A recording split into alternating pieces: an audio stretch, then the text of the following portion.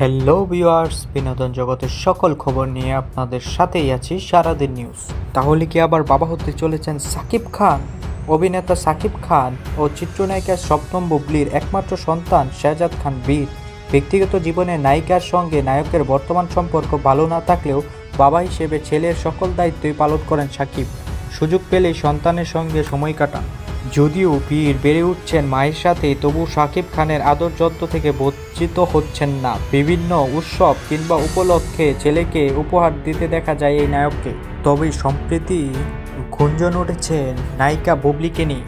যুক্তরাষ্ট্রে ছুটে গেছেন বুবলি।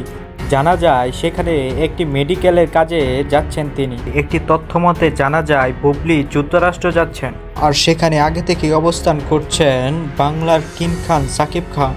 কিন্তু গুঞ্জন শোনা যাচ্ছে বুবলি আবার মা হতে চলেছেন। এই বিষয়ে বুবলিকে প্রশ্ন করা হলে বুবলি বলেন শেহজাদ খান বীর তার বাবার সাথে দেখা করতে যাচ্ছেন, অন্য কোনো কাজে তিনি যুক্তরাষ্ট্র যাচ্ছেন না। তবে মিডিয়ার তথ্য মতে জানা গেছে বুবলি আবার মা হতে চলেছেন। এ বিষয়ে সাকিব খান কিংবা বুবলি কেউই মুখ খোলেনি। তবে যুক্তরাষ্ট্রে যাওয়ার জন্য বুবলির যে ভিসা দেখানো হয়েছে সেই ভিসাতে ছিল চিকিৎসা ভিসা, তাই গুঞ্জনটি আরও বড়সড় আকারে ধারণ করেছে।